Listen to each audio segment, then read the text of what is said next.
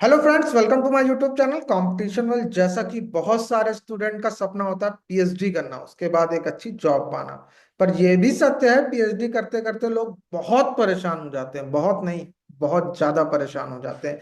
तो ये चीजें, कौन परेशान होते हैं, और यहां तक कि मैं बताऊं, कई लोग फांसी तक भी लगा लेते हैं। बहुत आप न्यूज देखते होंगे। तो किनको करनी चाहिए और किनको नहीं करनी चाहिए, और करते टाइम क्या क्या बातों का ध्यान रखना चाहिए एक अच्छी जॉब के लिए, तो उसके लिए आज हमारे चैनल पर है सुहान सर, जो कि आईआईटी मद्रास से पीएचडी कर रहे हैं। इन्होंने बहुत सारी जॉब भी करके छोड़ भी रखी हैं, और आज इतनी बड़ी आईआईटी से पीएचडी कर रहे हैं। तो आज सर हमें पूरी जानकारी देंगे। So welcome sir. Thank you. तो मेरा नाम है शोभन सामंता। तो अभी मैंने एमटेक किया था ये एमएनआईटी जयपुर से। उसके बाद 2024 के बाद मैंने आईआईटी मद्रास ज्वाइन किया। अभी मेरा फील्ड ऑफ रिसर्च है सेमीकंडक्टर। और अभी मैं इसी फील्ड में काम कर रहा हूँ। ओके। तो यही मेरा प्रोफाइल है। हाँ सुहान, तो जैसे कि मैंने स्टार्टिंग में बताया, सबसे पहला प्रश्न हम्म। तो ये, भाई पीएचडी में बहुत से लोग रोते हैं, और मैंने हम्म। आईआईटीज में देखा है, बहुत परेशान, हम्म। बहुत हम्म। फ्रस्ट्रेशन। सबसे पहला तो मेरा हम्म। क्वेश्चन यही है कि पीएचडी किसको करनी चाहिए। तो ये पीएचडी करने से पहले पहले आपको जानना चाहिए आपका गाइड अच्छा है कि नहीं। गाइड सबसे चूज चूज जो कीजिए, सबसे जान के चूज कीजिए। जो गाइड आपको हैरेस करेगा कि नहीं। अगर नहीं अच्छा गाइड है तो ही कीजिए, उसके अंदर मत कीजिए। मैंने ऐसे ऐसे बंदे देखे हैं। क्योंकि कुछ गाइड होते हैं जो अपने आप से फ्रस्ट्रेटेड होते हैं। ये होता भी है क्योंकि एकेडेमिया में सबको अच्छा सक्सेस नहीं मिलता है एक टाइम के बाद। और किसी ग्रुप में बहुत अच्छा रिसर्च होता है, किसी ग्रुप में अच्छा रिसर्च नहीं होता है। जिस ग्रुप में अच्छा रिसर्च नहीं होता है, तो वो सब गाइड क्या करता है, फ्रस्ट्रेटेड हो जाता है। अपने आप के साथ भी होता है। और अपने गाइड का अपना पीएचडी वाले बच्चे को प्रेशर देते हैं कि आपने एक नहीं किया, आपने वो नहीं किया, एकदम हैरेस करते हैं। तो होता है आप जो बोल रहे हैं, मैंने अपने एमटेक में देखा था। एक सीनियर है, अभी तक उनका थर्ड ईयर हो गया, फोर्थ ईयर में है, अभी तक एक पेपर नहीं आया। ठीक है। और उनका एज बढ़ चुका है। अभी वो फ्रस्ट्रेटेड हो चुका है वो भी। ठीक है। तो बट पहले सुहान, तो प्रॉब्लम तो ये है हाँ कि हाँ। हमें पहले, जैसे कि हम मान लें किसी जगह एडमिशन ले रहे, तो हमें तो मालूम ही नहीं है उस गाइड के बारे में। तो प्रॉब्लम तो ये गाइड का प्रोफाइल नहीं, गाइड का प्रोफाइल चेक करिए पहले। उसके है। पास फंडिंग क्या है, उसके पास फंडिंग क्या क्या है, ये उसके कहाँ पास से क्या चेक क्या होगी? फंडिंग देखिए। हाँ, गुड क्वेश्चन। कोई भी कॉलेज का प्रोफाइल में, जैसे आप अगर आईआईटी एनआईटी से कर रहे हैं, तो वहां पे प्रोफाइल में लिखा होगा उसका अ, एक एक और का आईडी होता है। और ORCID, ऑर्किड आईडी। तो ऑर्किड आईडी में आप वहां पे चेक कर सकते हैं उसका क्या क्या पेपर आया, उसका साइटेशन कितना है, उसका इम्पैक्ट फैक्टर कितना है। आपको कंपेयर करना पड़ेगा सबके साथ। ये अच्छा है, इसका प्रोफाइल ऐसा है, इसका प्रोफाइल ऐसा है, उसके ग्रुप में कितने बच्चे काम कर रहे हैं। ऐसा भी मैं देखा हूँ जिसका इम्पैक्ट फैक्टर बहुत अच्छा है, पर उसके ग्रुप में बच्चे नहीं हैं। अब बहुत रीजन हो सकता है, जैसे उस कॉलेज में एडमिशन होता नहीं है। जैसा आईएसएम धनबाद में मुझे मिला था, मैं वो छोड़ दिया बिकॉज मुझे जिस प्रोफेसर के अंदर मिला था, वो प्रोफेसर तो बहुत हाई फाई प्रोफेसर है। उसका एक दो पेपर में साइटेशन 3,000 4,000 के आसपास है। और उसके ग्रुप में दो तीन ही बच्चे हैं, बिकॉज वो रिटायर्ड करने वाला है। उसका पहले का जो प्रोफाइल था, उसका जो गाइड किया है, तो गाइड प्रोफाइल जो था वो उतना भी मुझे एस्पायरिंग नहीं लगा। मैं अभी जिसके अंडर कर रहा हूँ, वो एकदम नया प्रोफेसर है। लाइक एक ईयर हुआ है, first 1 year he is just completed in IIT Madras. ऐसा प्रोफाइल है उसका। पर उसका प्रोफाइल इसलिए मुझे इंटरेस्टिंग लगा क्योंकि उसने अपने पीएचडी से घुसने से पहले उसका इम्पैक्ट फैक्टर प्राय अराउंड 20 के आसपास है। पीएचडी मैंने सॉरी मतलब जॉब प्रोफाइल घुसने से पहले उसका इम्पैक्ट फैक्टर 20 के आसपास है। और उसका प्रोफाइल इसलिए भी अच्छा लगा, उसके पास एक साल में इतना अच्छा फंडिंग है, अपना खुद का लैब का सेटअप भी अच्छा होता है। अ, फिर उसके अंदर पीएचडी कम है।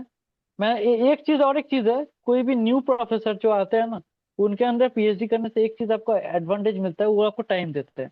क्योंकि उनका सक्सेस आपके सक्सेस के साथ डिपेंड करता है। आप एग्जैक्टली। अगर सक्सेसफुल हुए तो उनका प्रमोशन होगा। थोड़ा एजेड प्रोफेसर होने से क्या होता है, वो लोग बेसिकली थोड़े रिजिड हो जाते हैं। अब रिजिड होने से क्या होता है, वो बच्चे का जो चीज होता है ना, बच्चे का सेंटीमेंट या बच्चे क्या काम करना चाहते हैं। जैसे मेरा जो डोमेन था, मुझे किसी और चीज के लिए उन्होंने हायर किया था, मतलब लिया था पीएचडी में। अभी मैंने कुछ अपना लिटरेचर रिव्यू प्रेजेंट किया। उनके बाद मेरा गाइड ने बोला अच्छा तुम्हें इसमें इंटरेस्ट है, तुम इसमें जाओ, मुझे कोई प्रॉब्लम नहीं है, तुम्हें अगर इसमें कुछ करना है तो करो। तो ये है, प्रोफेसर आपके साथ काम करना चाहता है। और एक थोड़ा एजेड हो जाने के बाद क्या, प्रोफेसर को बहुत सारा फंडिंग आ जाता है, प्रोफेसर का एक डोमेन बन जाता है, प्रोफेसर एक चीज में एक्सपर्ट बन जाता है। प्रोफेसर को लगता है मैं जो सोच रहा हूँ वो शायद उसमें कुछ अच्छा, एक ब्रेक थ्रू मिल सकता है। ये सोचना भी ज्यादा था, बिकॉज उनका एज हो जाता है, क्योंकि एक एक उम्र के साथ साथ आपका एक्सपीरियंस आता है, राइट। तो वो लोग आपको उतना, आपका डाइवर्सिटी नहीं मिलता पीएचडी में। मेरा प्रोफेसर मेरे साथ काम कर रहा है, उसको उसको भी इंटरेस्ट है ये बच्चा कुछ करे, क्योंकि मेरा सक्सेस इसके ऊपर डिपेंड है। ये एक चीज है। सेकेंड थिंग, आपको पता रहना चाहिए आप क्यों पीएचडी कर रहे हैं। ये तो सेकंड थिंग क्या है, ये फर्स्ट थिंग ही है कि आपको पता रहना चाहिए आप क्यों पीएचडी कर रहे हैं। तो कुछ बच्चे कर रहे हैं पीएचडी, अच्छा अच्छा, मुझे प्रोफेसर बनना है, ठीक है, अच्छा मुझे करियर बनाना है।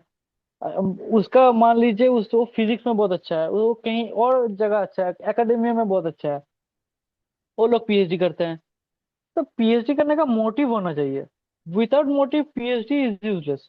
जो आप कर रहे हैं सिर्फ जॉब पाने के लिए, कुछ भी मिल जाए, अगर कुछ मिलना होता तो आप जॉब कर लेते हैं, पीएचडी क्यों करना है।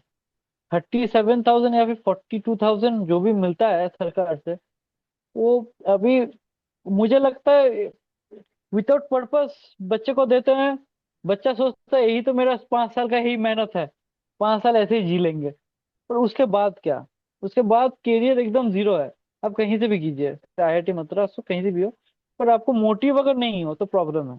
एक सवाल और क्वेश्चन इसमें, मैंने बहुत सारे लोगों हम्म। को पीएचडी हम्म। करके देखा है।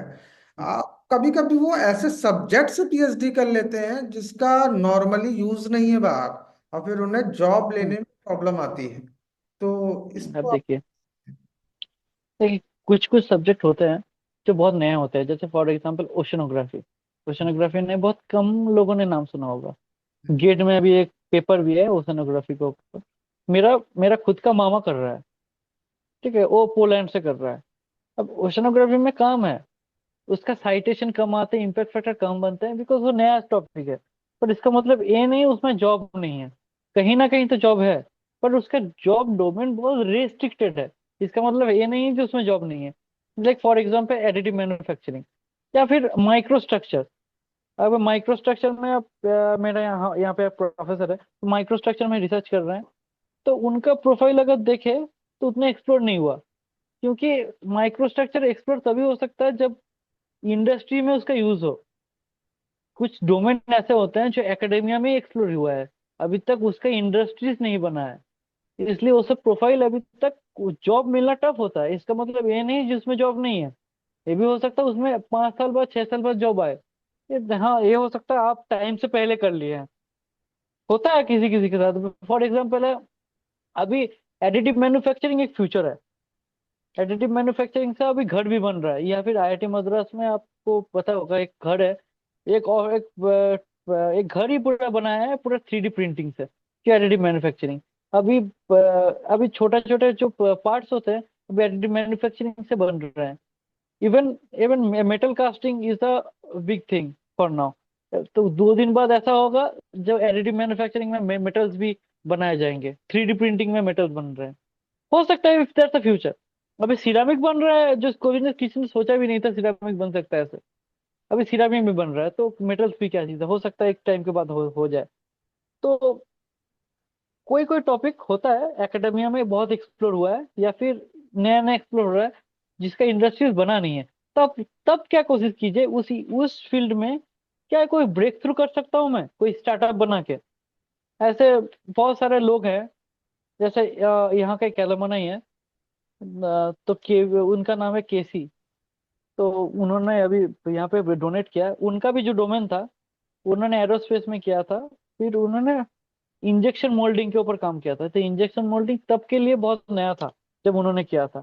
तो उन्होंने क्या किया, कंपनी खोल लिया सिवा सिवा टेक्नोलॉजीज, जो यूएस में बहुत चला, अभी इंडिया में चल रहा है।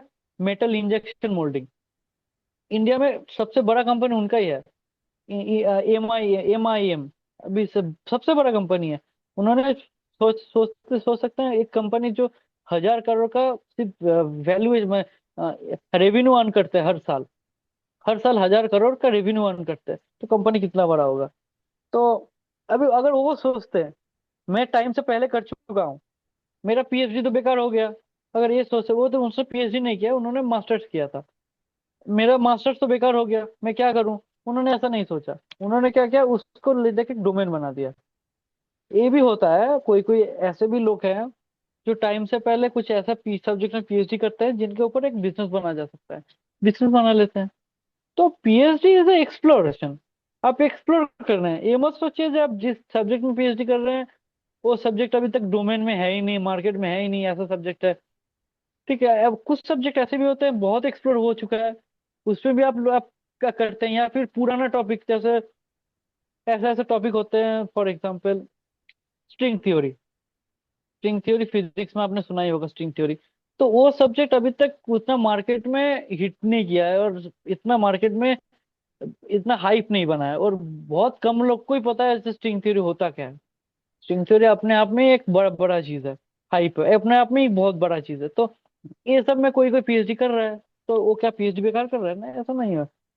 ये हो सकता है उसका PhD करने के बाद, PhD एक ऐसा चीज होता है जो आपको सिखा जाता है एक सब्जेक्ट को लेके आपको रिसर्च कैसे करना है। ऐसा नहीं है जो आज आप PhD इसमें किए तो आपको पूरा लाइफ टाइम इसी में देना पड़ेगा, इसी के साथ आपका शादी हो चुका है, ऐसा नहीं होता। तो PhD जब करते हैं तो आपको ये, आपके पास एक नॉलेज आ जाता है कि आपको हर फील्ड को लेके काम कैसे करना होता है। ये नहीं है आपको रिस्ट्रिक्ट होना है, आपको तो ब्रॉड होना है, आपको तो डाइवर्स होना है। आ जा पे, ये मैंने भी बहुत चीज नहीं किया था, यहाँ पे आके कर रहा हूँ। मैंने भी मॉफ में कभी कभी मैं तो कंपटीशन का बंदा हूँ, मैं तो कभी एक्सपेरिमेंटल किया नहीं लाइफ में। मतलब अगर तो एक बात करें पीएचडी का नाम होता सीखना। हाँ, PhD का नाम होता है सीखना। आप सीख रहे हैं, ऐसा बात नहीं है, हाँ उस टॉपिक में आपने, आप एक जगह में पहुंच चुके हैं, डॉक्टरेट उस चीज के ऊपर मिल रहा है। ये इसका मतलब ये नहीं है कि लाइफ में आप उस सब्जेक्ट के बारे में सब कुछ सीख चुके हैं। हो सकता है कुछ और डोमेन में आपने काम किया, पोस्ट डॉक में, ऐसे करके सबका प्रोफाइल बनता है। यही बात है। एग्जैक्टली, एक तो टाइम होता है और पेशेंस की भी बहुत जरूरत होती है। पेशेंस का तो जरूरत है। मैं भी अपने आप में फ्रस्ट्रेटेड होता हूँ, ऐसा बात है नहीं, सब लोग फ्रस्ट्रेट होते हैं, PhD जो लोग ये करते हैं एक टाइम के बाद फ्रस्ट्रेट होते हैं। पर बात है, आप उस फ्रस्ट्रेशन के टाइम में आप ये सोचिए ये बेनिफिट क्या दे सकता है मुझे। आज मैं अगर फ्रस्ट्रेटेड हो रहा हूँ तो मैंने पंगा लिया है, मैंने PhD करना है, क्यों आया है, मेरा मोटिव क्या था। आज मैं अगर दिशाहीन हो गया तो हो सकता था मैं जॉब कर लेता, मेरा लाइफ कुछ अलग होता, मेरा दोस्तों का लाइफ कुछ अलग है, मैं उनके तरह अभी सैटरडे संडे जाके वीकेंड्स में जाके कहीं एंजॉय कर रहा होता। सब सोचते हैं, मैं भी सोचता हूँ। पर अभी अगर मैं नहीं मेहनत कर रहा हूँ तो 10-20 साल बाद मेरा लाइफ कैसे होने वाला है, वो सब लोग देख के बोलेंगे हाँ, अगर मैं उस समय मेहनत कर लिया होता। एक एक लूप है, एक कभी नेवर एंडिंग लूप है। तो सबको देख के सबको लगता है सबका लाइफ बेटर है। PhD वाला सोचता है मेरा लाइफ उससे बेटर, उससे खराब है। और जो PhD नहीं कर रहा है, PhD के बाद जो बंदा बन जाता है कोई प्रोफेसर या फिर कुछ अच्छा जगह में, उसका जो लाइफस्टाइल होता है उसको देख के वो बंदा बोलता है अगर मैं मेहनत कर लिया होता तो मैं ये इस जगह में होता। सबको एक दूसरे तो की सब सबको लाइफ। देख हाँ, सब सब दूसरे को बोल रहे हैं आपका लाइफ अच्छा है, मेरा लाइफ नहीं अच्छा है, ये चल रहा है और कुछ नहीं है।